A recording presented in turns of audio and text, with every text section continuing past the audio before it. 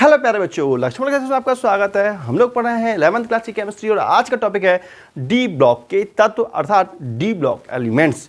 तो D block elements क्या होते हैं, इसकी परिभाषा सुनिए। वे तत्व जिनका अंतिम इलेक्ट्रॉन बाहर से दूसरे कोष के डी कोष में एंटर करता है, डी ब्लॉक एलिमेंट्स कहलाते हैं। आपको शायद ही समझ में नहीं आया हो डेफिनेशन, तो इसको बोर्ड पहले समझ लेंगे फिर दोबारा से समझाएंगे आपको, ठीक है। तो एक एग्जाम्पल की हेल्प से समझते हैं इस चीज़ को। डी ब्लॉक का एक एग्जाम्पल ले लेते हैं, डी ब्लॉक एलिमेंट्स का। स्कैंडियम लिख लेते हैं, इसका एटॉमिक नंबर कितना होता है, 21 होता है। अब इसका इलेक्ट्रॉनिक विन्यास लिखें तो इलेक्ट्रॉनिक विन्यास होता है 1s2 2s2 2p6 3s2 3p6 4s2 3d1। यही तो होता है बेटा इसका एग्जाम्पल, ठीक है। यहाँ पर देखेंगे एटॉमिक 21 हो रहा है पूरे, देखो बेटा 10 इलेक्ट्रॉन तो ये हो गए, 20 इलेक्ट्रॉन एक 21 इलेक्ट्रॉन। तो हम देख रहे हैं कि लास्ट इलेक्ट्रॉन कहाँ जा रहा है, लास्ट इलेक्ट्रॉन बेटा डी उपकोष में एंटर कर रहा है, इसलिए डी ब्लॉक एलिमेंट्स कहलाते हैं, ठीक है ना।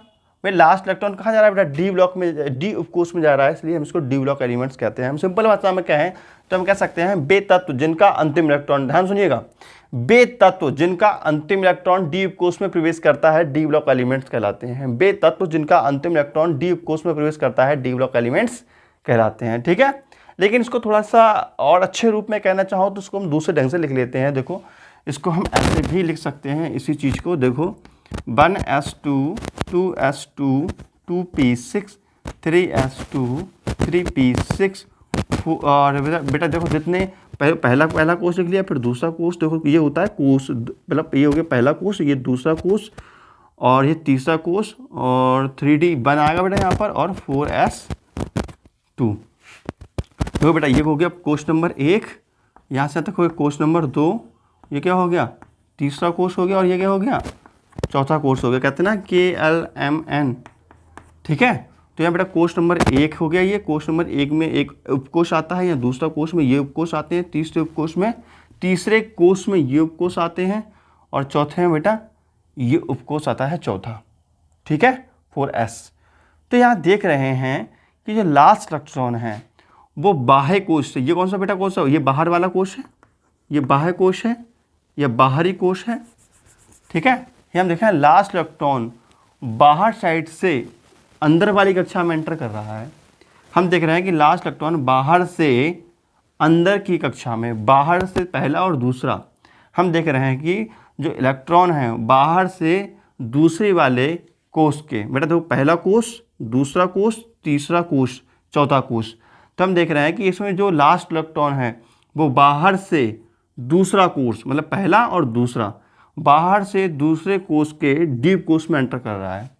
समझ में आ रही बेटा बात। देखो ऐसा है, इसको चित्र में समझाते हैं। एक कोष, दो कोष, तीन कोष और चार कोष है, ठीक है। तो देखो बेटा इसमें दिख रहा है 1s, यहाँ s लिख दिया हमने, ठीक है। और दूसरे में क्या लिख रहा है, देखो 1s और 2s लिख दिया, ठीक है। बेटा ये है पहला, चलो इसको मिटा देते हैं। देखो एक कोष, दो कोष, तीन कोष, चार कोष बना देते हैं, ये चार कोष हो गया। देखो बेटा 1s 2s, उसका लेते हैं यहाँ पे यहाँ पे आ जाएगा 2s यहाँ जाएगा 2p, यहाँ पे बेटा आ जाएगा 3s 3p और 3d, यहाँ पे लिखा है बेटा 4s। बेटा पहला कोष ये हो गया कोष नंबर 1, कोष नंबर 2, देखो बेटा कोष नंबर 1, कोष नंबर 2, कोष नंबर 3, कोष नंबर 4, ठीक है। तो हम देख रहे हैं कि जो हमारा जो इलेक्ट्रॉन है बेटा वो लास्ट इलेक्ट्रॉन, तो पहले हमने पहला इलेक्ट्रॉन जा रहा है 1s में, फिर 2s में, फिर 3s में, फिर 3p में, फिर आ रहा है 4s में, फिर 3d में, मतलब लास्ट इलेक्ट्रॉन कहाँ आ रहा है हमारा, यहाँ पर आ रहा है, यहाँ लास्ट इलेक्ट्रॉन डी में आ रहा है बेटा। देखो लास्ट इलेक्ट्रॉन कहाँ आ रहा है, डी में आ रहा है 3d में। तो मतलब बाहर से, बाहरी साइड से दूसरे कोष के डीप कोष में इलेक्ट्रॉन जा रहा है, नहीं आ रहा समझ में। देखो बेटा जो बाहरी कोष है बेटा, बाहरी कोष ये तो है बाहर से, कह सकते हैं वे तत्व जिनका अंतिम इलेक्ट्रॉन, वे तत्व जिनका अंतिम इलेक्ट्रॉन बाहर से, बाहर साइड से, ठीक है, वे तत्व जिनका अंतिम इलेक्ट्रॉन बाहर से दूसरे कोष के डी कोष में प्रवेश करता है। वे तत्व जिनका अंतिम इलेक्ट्रॉन बाहर से दूसरे कोष के डी कोष में प्रवेश करता है डी ब्लॉक के तत्व कहलाते हैं। समझ में आ रहा है बेटा? क्या कहलाते हैं? ये डी ब्लॉक एलिमेंट्स कहलाते हैं। देखो बेटा, बाहर से, ये बाहर है तो बेटा ये एरिया इधर का बाहर है, इधर का ये बाहर एरिया है। बाहर से पहले और दूसरे कोष के डी कोष में प्रवेश करता है डी ब्लॉक एलिमेंट्स कहलाते हैं। ठीक है, तो डेफिनेशन लिख लीजिएगा बेटा, पर यहाँ से लिखो। वे तत्व जिनका अंतिम इलेक्ट्रॉन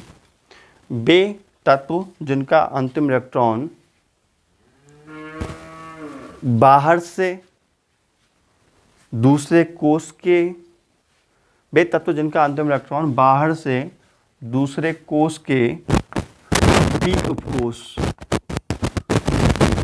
में प्रवेश करता है, डी उपकोष में प्रवेश करता है, डी ब्लॉक के तत्व कहलाते हैं। डी ब्लॉक के तत्व कहलाते हैं। वे तत्व जिनका अंतिम इलेक्ट्रॉन बाहर से दूसरे कोष के डी उपकोष में प्रवेश करता है, डी ब्लॉक के तत्व कहलाते हैं। बात समझ आई बेटा बात? ठीक है, नई लाइन से लिखेंगे, एरो बना कर लिखो। इन्हें संक्रमण तत्व इंग्लिश में कहते हैं ट्रांजिशन एलिमेंट्स।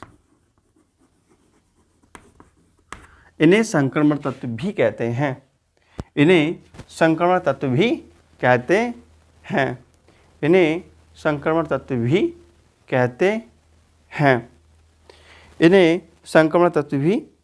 कहते हैं। क्योंकि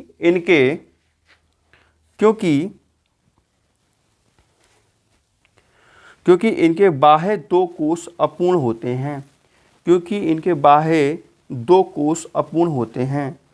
तथा ये दोनों मिलकर संयोजी कोष बनाते हैं।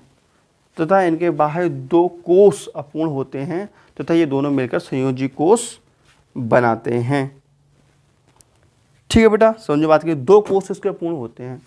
देखो ध्यान समझना बात के लिए, इसके दो कोष अपूर्ण होते हैं बेटा। देखो संकर तत्व क्यों कहते हैं, सुनो। जैसे हम स्कैंडियम का इलेक्ट्रॉनिक विन्यास कर रहे थे, देखो स्कैंडियम का, ठीक है।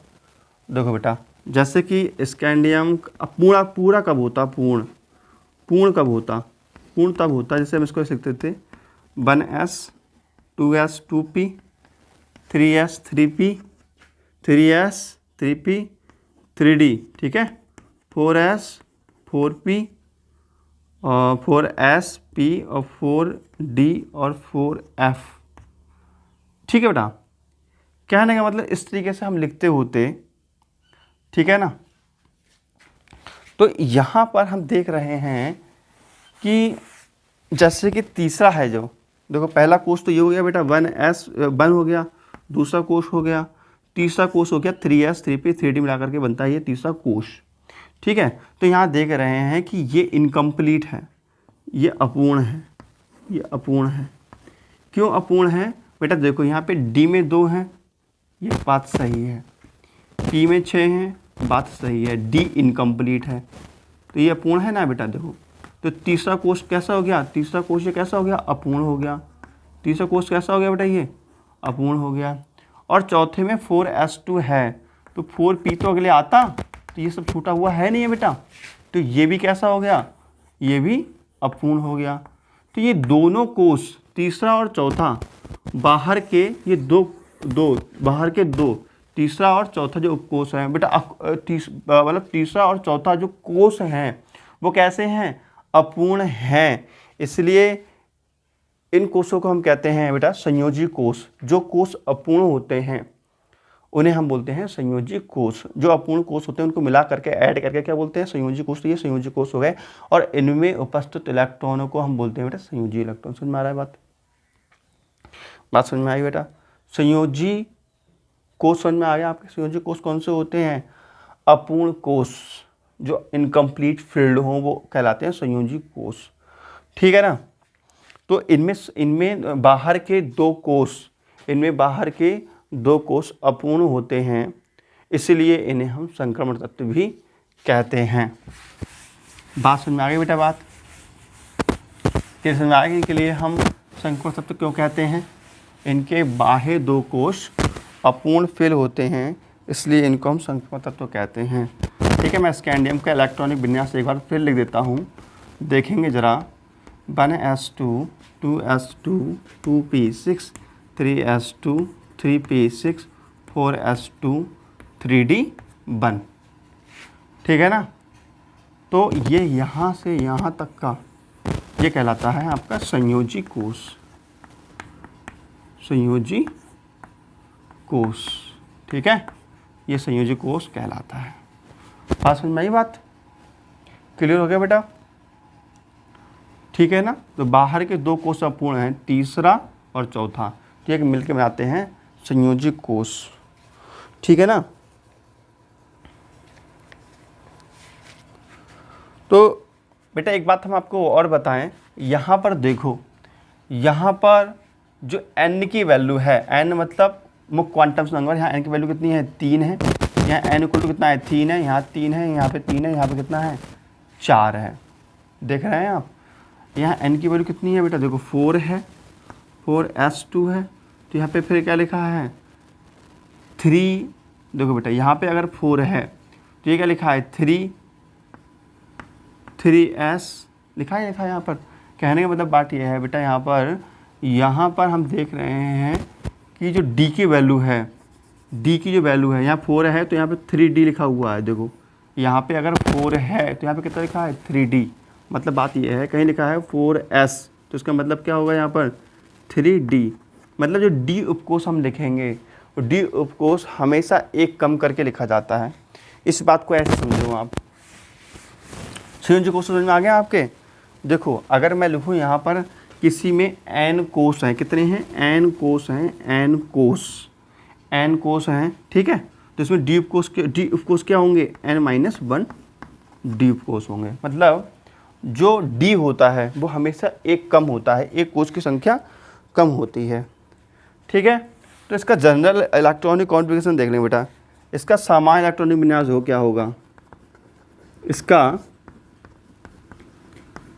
सामान्य इलेक्ट्रॉनिक विन्यास, इसका सामान्य इलेक्ट्रॉनिक विन्यास होता है बेटा ns2 n-1 d1 से 10। समझ में आया? ns1 to 2। ठीक है।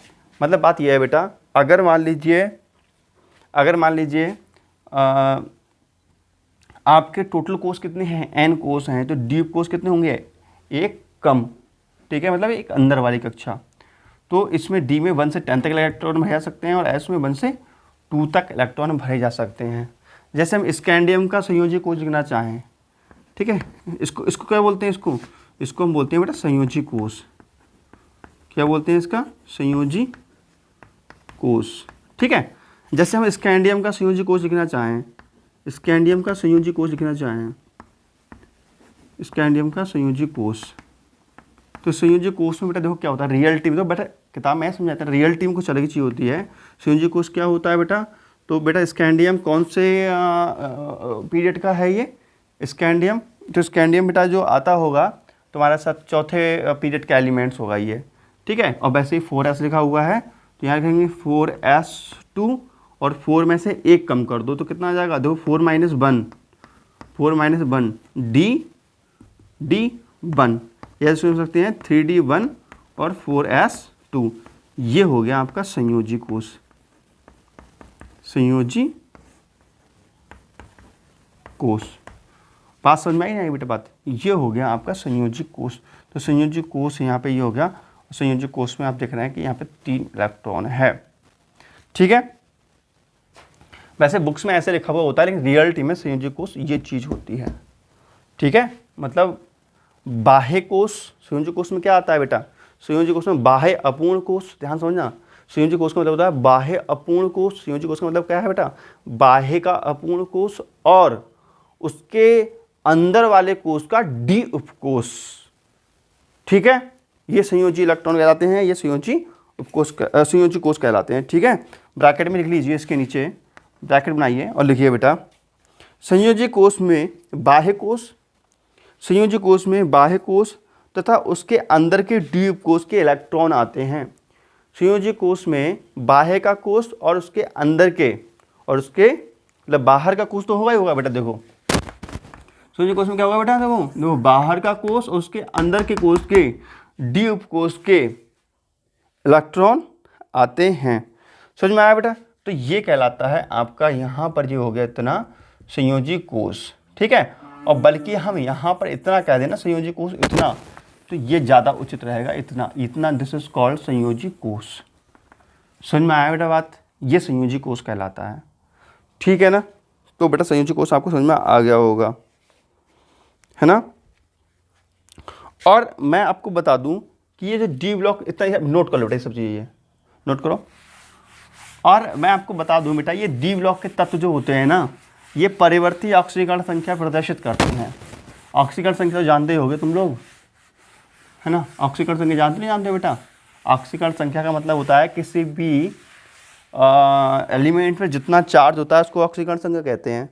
जैसे कि मान लीजिए H है, H से एक इलेक्ट्रॉन रिमूव हो जाता है तो क्या बनता है, H प्लस आयन, तो क्या कहते हैं ऑक्सीकरण संख्या कितनी होगी, प्लस की 1, ठीक है। अब Cl है, Cl में बेटा अगर एक इलेक्ट्रॉन कोई ऐड कर दे, होता है Cl निगेटिव, तो उसकी ऑक्सीकरण संख्या कितनी होगी, -1, ठीक है ना। इसको हम ऑक्सीकरण संख्या कहते हैं। समझ में आ रही है बात। तो इनकी तो फिक्स हाइड्रोजन की एक होती है, लेकिन कुछ तत्व ऐसे होते हैं जिसकी दो संयोजकताएं होती हैं। जैसे कॉपर है बेटा, कॉपर की कभी प्लस की 2 शो होती है, कभी प्लस की 1 शो होती है। अभी आपको शायद अच्छे से क्लियर नहीं हो रहा होगा क्यों शो होती है, क्योंकि आपको इंटर में बहुत डिटेल से पढ़ाया जाएगा इसके बारे में। खाली आप इतना याद रखिए कि डी ब्लॉक के तत्व जो होते हैं वो परिवर्तित ऑक्सीकरण संख्या प्रदर्शित करते हैं। मतलब कोई फिक्स संख्या एक नहीं होती, इसकी 1 2 3 कुछ भी 2-3 तरीके की हो सकती हैं, ठीक है ना। तो नहीं ले सकेंगे बेटा, डी ब्लॉक के तत्व परिवर्ती मतलब बदलने वाली, डी ब्लॉक के तत्व परिवर्ती ऑक्सीकरण संख्या प्रदर्शित करते हैं। डी ब्लॉक के तत्व परिवर्ती ऑक्सीकरण संख्या प्रदर्शित करते हैं, ठीक है। अब नोट लिख लीजिए, नोट में लिखिए बेटा, zinc and cadmium Cd, zinc and cadmium मतलब जिंक और Cd परिवर्ती ऑक्सीकरण संख्या प्रदर्शित नहीं करते हैं। जिंक और Cd जो है बेटा वो परिवर्ती ऑक्सीकरण संख्या प्रदर्शित नहीं करते हैं, ठीक है बेटा, हो गया। नई लाइन से लिखेंगे डी ब्लॉक के सभी तत्व धातु, डी ब्लॉक के सभी तत्व धातु हैं, डी ब्लॉक के सभी तत्व धातु हैं तथा इन्हें 10-10 की 4 श्रेणियों में डिवाइड किया गया है। डी ब्लॉक के सभी तत्व कैसे हैं बेटा, धातु हैं तथा इन्हें 10-10 की 4 श्रेणियों में डिवाइड किया गया है। डी ब्लॉक के सभी तत्व कैसे हैं बेटा, धातु हैं तथा इन्हें 10-10 की 4 श्रेणियों में डिवाइड किया गया है। 10-10 तत्वों की 4 श्रेणी में डिवाइड किया गया है, ठीक है। अब देखते हैं बेटा 10-10 की 4 श्रेणियाँ कौन सी होती हैं, ठीक है बेटा। तो ये जो डी ब्लॉक है, देखो आपको थोड़ा समझा दूं, तो पीरियड्स जो होते हैं कितने होते हैं, 7 होते हैं। Period 1, period 2, period 3, 4, 5, 6। आवर्त सारणी में ऐसे तो होता है बेटा अपना, ठीक है ना। तो यहाँ पर ये आवर्त सारणी में ऐसा ही दिया होता है और इस तरीके से आवर्त सारणी होती है अपनी दी हुई,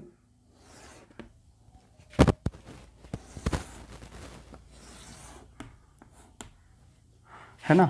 यहाँ वर्ग संख्या 1 होती है, वर्ग संख्या 2 होती है और यहाँ वर्ग संख्या 3 होती है, ठीक है ना। फिर 4, 5, 6, 7, 8, 9, 10, 11 और 12, है ना। उसके बाद बेटा यहाँ से P स्टार्ट हो जाता है, यहाँ से P स्टार्ट हो जाता है। समझ में आ रही बात। ये कहलाता है आपका, इतना कहलाता है ये S ब्लॉक कहलाता है और ये D ब्लॉक कहलाता है इतना एरिया, और ऊपर वाला जो हो जाता है बेटा ये P ब्लॉक कहलाता है ना।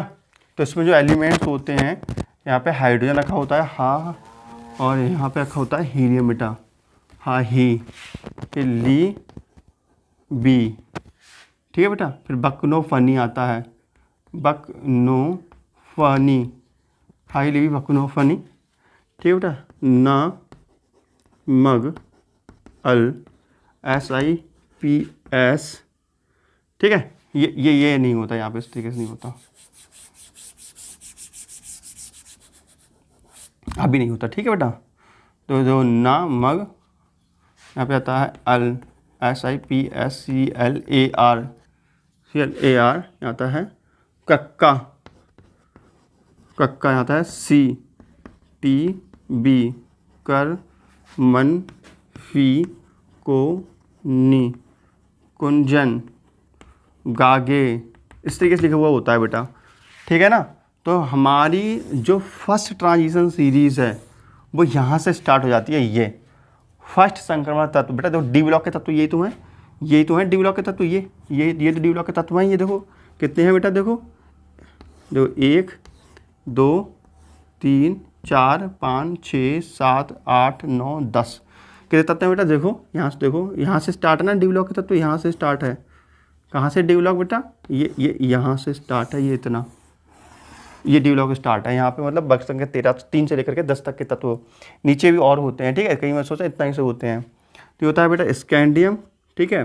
तो 1 2 3 4 5 6 7 8 9 10 तत्व हो गए, ये डी ब्लॉक एलिमेंट्स हैं। तो पीरियड नंबर 4 हो गया बेटा, पीरियड नंबर 4 से डी ब्लॉक स्टार्ट हो जाता है तुम्हारा, ठीक है। पीरियड नंबर 4 है ये, यहाँ से डी ब्लॉक स्टार्ट है। तो period number 4, period number 5, period number 6 और पीरियड नंबर 7। तो बेटा देखो इतना जो कहलाते हैं डी ब्लॉक के तत्व, इतने सारे डी ब्लॉक के तत्व कहलाते हैं। तो पीरियड नंबर 4 में आ रहा है D block, period number 5, period number 6, period number 7। Period number 4 5 6 7 ये डी ब्लॉक एलिमेंट्स कहलाते हैं और इनको बोलते हैं बेटा फर्स्ट ट्रांजिशन सीरीज, प्रथम, ये हो गया बेटा। तो ये हो गया तुम्हारे प्रथम संक्रमण तत्व, प्रथम संक्रमण श्रेणी, ठीक है ना। ये कहलाती है आपकी प्रथम संक्रमण श्रेणी, फिर ये कहला गई आपकी दूसरी संक्रमण श्रेणी, ये तीसरी संक्रमण श्रेणी और ये चौथी संक्रमण श्रेणी। इस प्रकार 4 संक्रमण श्रेणियाँ होती हैं, ठीक है। तो डी ब्लॉक तत्वों को 10-10 की 4 श्रेणी में डिवाइड किया गया है। आवर्त सारणी में डी ब्लॉक में जो डी ब्लॉक में बेटा जो तत्व हैं 10-10 की 4 श्रेणी में डिवाइड किया गया है। इन्हें देखो बेटा, जैसे 1 2 3 4 5 6 7 8 9 10 हो गए। ये 10 देखो बेटा कहाँ हो गए, ये डी ब्लॉक के हो गए, ठीक है। तो आवर्त सारणी के अंदर जो डी ब्लॉक है उसमें 10-10 की डी ब्लॉक के तत्वों की 10-10 की 4 श्रेणियाँ हैं। एक श्रेणी तो ये होगी यहाँ से यहाँ तक की 2 3 4 श्रेणी में डिवाइड किया गया है, जिन्हें हम संक्रमण श्रेणी कहते हैं, ठीक है। डी ब्लॉक के तत्वों को 10-10 तत्वों की, डी ब्लॉक के तत्वों को 10-10 तत्वों की 4 श्रेणियों में डिवाइड किया गया है, 4 श्रेणियों में बांटा गया है, जिन्हें हम संक्रमण श्रेणियाँ कहते हैं। अब हम बात करेंगे प्रथम संक्रमण श्रेणी की। प्रथम संक्रमण श्रेणी कौन सी होगी बेटा, स्कैंडियम, टाइटेनियम, वेनेडियम, ये होगी, ठीक है, 80 TeV कर्व कोनी वाली। तो बेटा अब इसको हम एक्सप्लेन करेंगे थोड़ा सा। तो हेडिंग डाल दीजिए बेटा, प्रथम संक्रमण श्रेणी, प्रथम संक्रमण श्रेणी, ये 4th पीरियड है बेटा, ठीक है। चौथे आवर्त के तत्व हैं ये।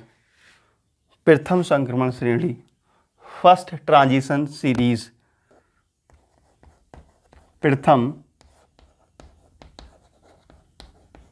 संक्रमण श्रेणी, प्रथम संक्रमण श्रेणी अर्थात कौन सा बेटा है ये है 3D सीरीज, 3D सीरीज और 4th period, 4th period. 3D जो फर्स्ट संक्रमण श्रेणी है बेटा, इसको हम 3D श्रेणी भी कहते हैं। 3D श्रेणी क्यों कहते हैं मैं आपको बताऊंगा बेटा। 4th पीरियड है, देखो बेटा 4th पीरियड है, इसका मतलब क्या है, n = कितना हो गया 4। तो सामान्य इलेक्ट्रॉन विन्यास क्या होता है इसका, n-1 d और NS2 बताया था मैं आपके लिए। ये तो होता है बेटा ट्रांजिशन सीरीज का सामान्य इलेक्ट्रॉन विन्यास। तो n की वैल्यू 4 रख दो, क्या जाएगा 3d और यहाँ जाएगा 4s। तो यहाँ पे 3d आया बेटा, इसलिए इसको हम क्या कहेंगे, 3D सीरीज भी कहेंगे, ठीक है। अब माने पीरियड नंबर, अब मान लीजिए हम पीरियड नंबर 5 की बात करें, 5वें पीरियड की बात करें, तो n = कितना आ गया, n = 5। तो इसमें पहले देखो तो कितना आ जाएगा बेटा 4d और यहाँ क्या आ जाएगा 5s2। तो 4D सीरीज कहेंगे नेक्स्ट के लिए। समझ में आया 3D सीरीज हमने क्यों कहा, क्योंकि आवर्त संख्या 4 है, आवर्त संख्या 4 है, इसलिए इसको हमने 3D सीरीज कहा है, ठीक है। तो ये प्रथम संक्रमण श्रेणी होती कौन सी है बेटा? देखो प्रथम संक्रमण श्रेणी कौन सी होती है, तो देखो पीरियड नंबर कौन सा है? पीरियड नंबर 4 है, ठीक है। तो देखो स्कैंडियम 80 TB कर मनफी को निकुंजन, ये होगी फर्स्ट ट्रांजिशन सीरीज। अगर ग्रुप संख्या की बात करें तो ग्रुप संख्या यहाँ से स्टार्ट होता है 3, 5, 6, 7, 8, 9, 10, 11 और 12। और श्रेणी में ग्रुप संख्या 12 तक है ये, ठीक है। एटॉमिक नंबर की बात करें तो इसका होता है बेटा 21, 22, 23, 24, 25, 26, 27, 28, 29 और 30, ठीक है। तो इन सबको मिला करके ये बनता है हमारा फर्स्ट ट्रांजिशन सीरीज, प्रथम संक्रमण श्रेणी। ये हो गई बेटा आपकी, ये कहला गई आपकी प्रथम संक्रमण श्रेणी। This is called first transition series या प्रथम संक्रमण श्रेणी, ठीक है। और आपको एक बात हम बता चुके हैं, जो जिंक है ये अपरिवर्तित ऑक्सीकरण संख्या प्रवेश करता है, अर्थात ये परिवर्तनशील ऑक्सीकरण संख्या प्रवेश नहीं करता। ये हम कह सकते हैं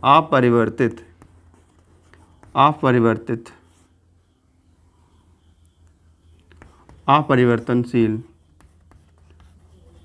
ठीक है, अपरिवर्तनशील ऑक्सीकरण संख्या प्रवेश करता है ये तत्व, ठीक है। मैं आपको बता दूं मैग्नीज जो है, मैग्नीज ये एक ऐसा तत्व है जिसकी ऑक्सीकरण संख्या सबसे अधिक होती है, ठीक है,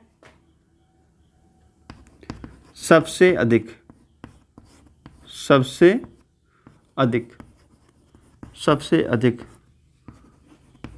ऑक्सीकरण संख्या होती है इसकी पूरी आवर्त सारणी में। सबसे अधिक ऑक्सीकरण संख्या किसकी होती है बेटा?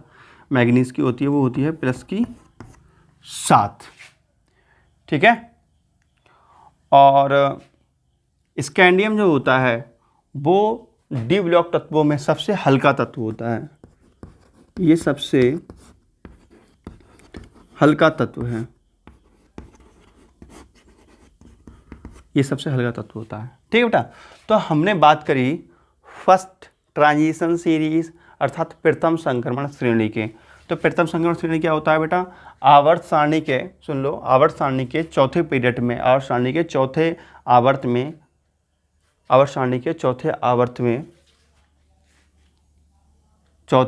आवर्त में ग्रुप संख्या 3 से लेकर के 12 तक में 10 तत्व आते हैं जिन्हें हम प्रथम संक्रमण श्रेणी या थर्ड डी सीरीज कहते हैं, ठीक है। तो बेटा ये चीज़ आप हेडिंग डाल रखी है आपने, आपको कुछ हिंदी नहीं लिखना है, चुपचाप ये लिख लो। तो ये आपकी होगी फर्स्ट ट्रांजिशन सीरीज, ठीक है। अब हम बात करेंगे सेकंड ट्रांजिशन सीरीज कौन सी होती है, द्वितीय संक्रमण श्रेणी कौन सी होती है, ठीक है बेटा। द्वितीय संक्रमण श्रेणी हम पढ़ेंगे। तो सेकंड ट्रांजिशन सीरीज कहते हैं इंग्लिश में, इसको हिंदी में कहते हैं, इंग्लिश में लिख दूँ बेटा, सेकंड ट्रांजिशन सीरीज, ठीक है। और ये कौन सा 5th पीरियड होगा ना, 5th पीरियड में आएगी ये, ठीक है। या इसको हम कहें 5th पीरियड में तो आती है ये, और इसको हम कहेंगे 4D सीरीज। क्या कहेंगे? 4D series. तो ये 5th पीरियड में आएगी, ठीक है। और 4D सीरीज कहते हैं उसको हम। तो 4D सीरीज देखो, तो ध्यान से देखेंगे बेटा, ये वेनेडियम से स्टार्ट होता है, ठीक है। देखो बाइजर WC RURH PD आगे CD, ठीक है। ये हो गया आपका सेकंड ट्रांजिशन सीरीज। क्या हो गया बेटा? ये सेकेंड ट्रांजिशन सीरीज हो गया। अगर हम इसके एटॉमिक नंबर की बात करें तो इसका होता है 39, 40, 41, 42, 43, 44, 45, 46, 47 हो गया 48। तो इन्हें हम कहते हैं बेटा द्वितीय संक्रमण श्रेणी। ये 10 तत्व आ गए, ये द्वितीय संक्रमण श्रेणी कहलाएगी। हम बात करें पीरियड कौन सा है, ये पीरियड नंबर है ये 5th, ठीक है। इसको हम 4th डी सीरीज भी कह सकते हैं, मतलब इससे एक कम 4D सीरीज भी कह सकते हैं, और इसको हम सेकंड ट्रांजिशन सीरीज भी कहते हैं। समझ में आया बेटा इसमें। और यहाँ पे जो कैडमियम है ये अपरिवर्ती ऑक्सीकरण संख्या प्रदर्शित करता है। कैसा? अपरिवर्तित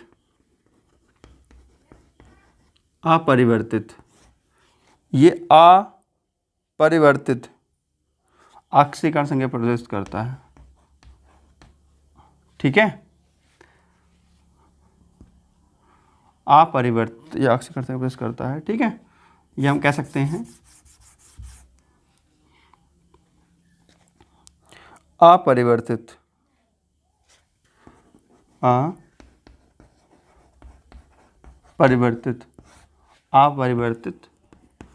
ऑक्सीकरण संख्या प्रदर्शित करता है बेटा। और एजी क्या है? एजी चांदी होती है, तो इसको हम मुद्रा धातु भी कहते हैं। क्या कहते हैं इसको? मुद्रा धातु भी कहते हैं, ठीक है। मैं वो चीज़ बता रहा हूँ जो थोड़ी थोड़ी काम कीजिए, ठीक है। और टेक्नीशियम जो है, टेक्नीशियम बेटा ये सबसे पहले खोजा गया मानव निर्मित तत्व है, ठीक है। फर्स्ट सिंथेटिक एलिमेंट है ये, फर्स्ट सिंथेटिक एलिमेंट्स, मतलब प्रथम मानव निर्मित तत्व है ये। क्या है बेटा? प्रथम मानव निर्मित तत्व है, ठीक है। हम इसके सामान्य इलेक्ट्रॉनिक विन्यास की बात करें, वो हम लिखा नहीं अभी तक, लिख देते हैं। इसका सामान्य इलेक्ट्रॉनिक विन्यास, इस सीरीज का सामान्य इलेक्ट्रॉनिक विन्यास की बात करें तो फर्स्ट इसका बेटा सामान्य इलेक्ट्रॉनिक विन्यास क्या हो जाएगा, ठीक है। ये आप नोट कर लो, मैं इसको मिटा देता हूँ, उसके बाद इसके लिए लिख दूंगा मैं। बहुत इंपॉर्टेंट बात है, टेक्नीशियम फर्स्ट ट्रांजिशन सीरीज है ये। तो बेटा तो सामान्य इलेक्ट्रॉनिक विन्यास इसका हो जाएगा, देखो पीरियड नंबर कौन सा है? 5 है ना। तो बेटा इसमें से एक कम करो तो क्या हो जाएगा? 4D हो जाएगा। 4D 1 से 10, ठीक है। उसके बाद क्या आएगा यहाँ पर? 3S 1 से 2, ठीक है। ये इसका हो जाएगा सामान्य इलेक्ट्रॉनिक विन्यास। तो जनरली क्या होता है इसका इलेक्ट्रॉनिक विन्यास, या आप सोचते होंगे ऐसे कैसे लिख दिया, ऐसे लिखना चाहिए था, तो ऐसे भी लिख सकते हो। देखो ये इसको ऐसे भी लिख सकते हैं, देखो 4D सीरीज है ये, 4D 1 से 10, और फिर क्या आएगा? 5S2 ये आएगा बेटा, ठीक है ना। क्योंकि होता है n-1 D 1 to 10, और फिर क्या होता है बेटा? NS2। तो यहाँ n की वैल्यू कितनी है? n की वैल्यू है 5, पीरियड नंबर 5 है, तो 5 रख देंगे तो क्या आएगा? 4 1 से 2, और यहाँ पे 5S2 आ जाएगा। समझ में आया बेटा? इसका ये हो गया सामान्य इलेक्ट्रॉनिक विन्यास। मुझे उम्मीद है समझ में आती होगी ये चीज़, तो थोड़ा टिपिकल है लेकिन समझना तो पड़ेगा। लेकिन अब बात करते हैं तृतीय संक्रमण श्रेणी की। बेटा ये चीज़ नोट कर लो जो मैंने समझाई है आपके। तो कितनी संक्रमण श्रेणियाँ हैं अपनी डी ब्लॉक में? अपनी जो संक्रमण श्रेणियाँ हैं टोटल हैं 4 संक्रमण श्रेणियाँ, जिसके बारे में हम 2 संक्रमण श्रेणी देख चुके हैं, फर्स्ट और सेकंड। अब हम थर्ड संक्रमण श्रेणी की बात करेंगे, तृतीय संक्रमण श्रेणी, ठीक है। तो हेडिंग डालेंगे third transition element series, third transition elements, third transition elements या थर्ड ट्रांजिशन सीरीज लिखो, ठीक है। थर्ड ट्रांजिशन सीरीज,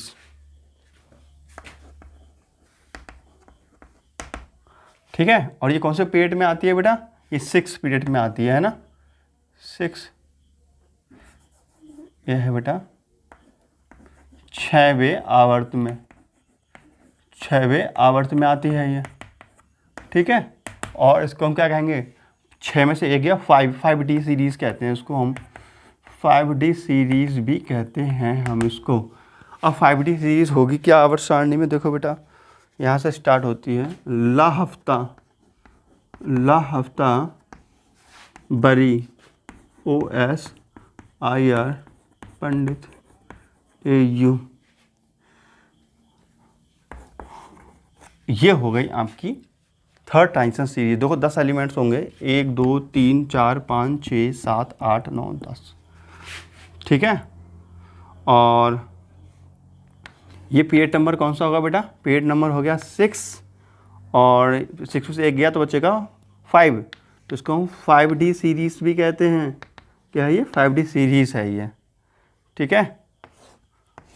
अब अगर ग्रुप संख्या की बात करें तो ग्रुप संख्या यहाँ पर 3 हो जाएगा, ये 4th 5 6 7 8 9 11 12, ठीक, गड़बड़ हो गया क्या बेटा? 3 4 5 6 7 8 9 10, ये हो जाएगा 11, ये हो जाएगा 12। कौन सी बेटा संक्रमण श्रेणी है? ये है आपकी थर्ड ट्रांजिशन सीरीज, ठीक है। तो ये होता है बेटा 57, ये होता है फिर 72 73 74 75 76 77, ये एटॉमिक नंबर है 78 79 और C। लेकिन बेटा यहाँ से बाहर निकाले कुछ तत्व रख दिए गए हैं आवर्त सारणी से बाहर, ठीक है। वो स्टार्ट होते हैं 58 से, ठीक है, कितने से? 58 से लेकर के, और वो तत्व रखे गए हैं 71 तक। ये 14 तत्व होते हैं बेटा, ये कितने होते हैं? 14 एलिमेंट्स होते हैं टोटल ये। और इन 14 एलिमेंट्स को बेटा हम बोलते हैं, इन 14 एलिमेंट्स को वो हम बोलते हैं, क्या बोलते हैं बेटा? लैंथेनोइड तत्व, लैंथेनोइड्स बोलते हैं। इन 14 तत्व क्या बोलते हैं बेटा? लैंथेनोइड कहते हैं। इसको हम दुर्लभ मृदा तत्व भी कहते हैं। क्या कहते हैं बेटा? दुर्लभ मृदा तत्व, ठीक है। दुर्लभ मृदा संक्रमण तत्व।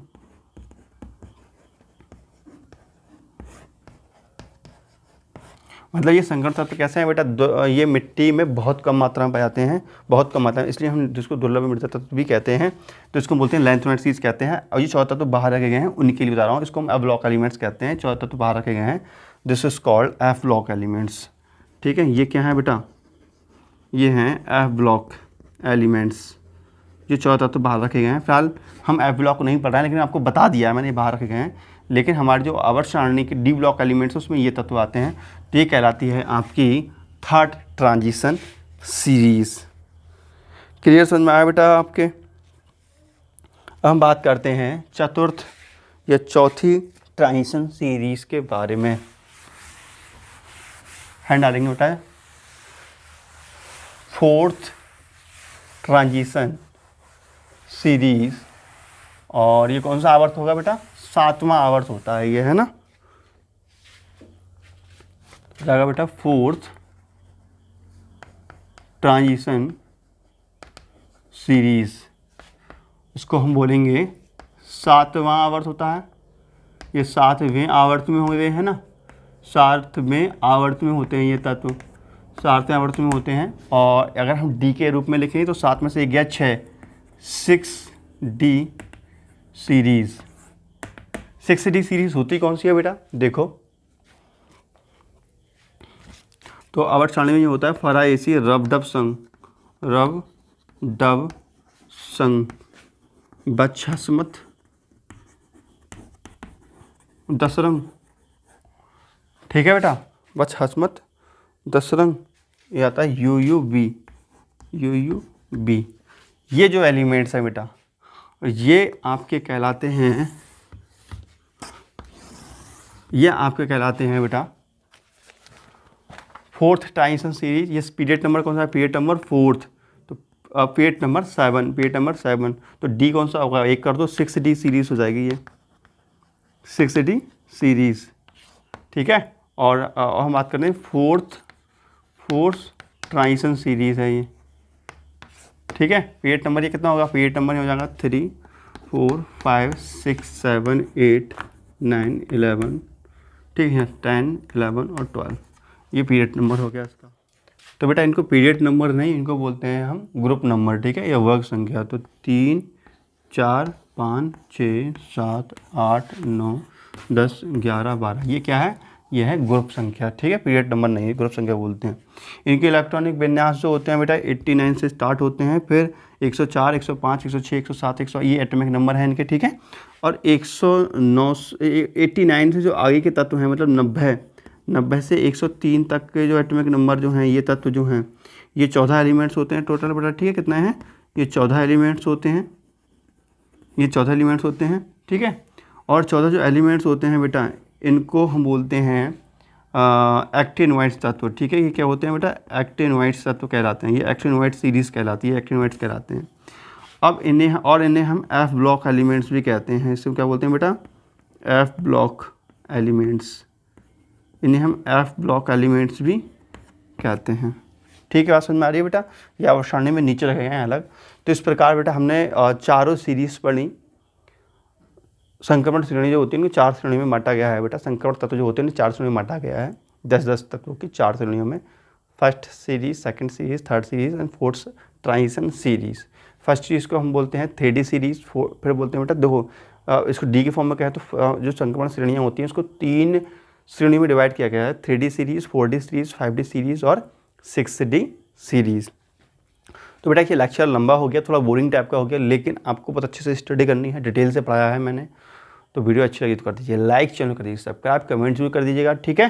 तो नेक्स्ट लेक्चर में हम पढ़ेंगे एफ ब्लॉक एलिमेंट्स, उसके बाद हम सीखेंगे कि तत्वों के IUPAC नाम कैसे रखे जाते हैं, आवश्यक तत्व जो हैं उनके IUPAC नाम रखे कैसे गए हैं, इसका हम स्टडी करेंगे। उसके बाद इसमें पार्ट 20 स्टार्ट हो जाएगा, तत्वों के गुणधर्मों के बारे में हम पढ़ेंगे। तो मिलते हैं नेक्स्ट वीडियो में, तो नमस्कार, जय हिंद, वंदे मातरम, बाय बाय बेटा, ठीक है।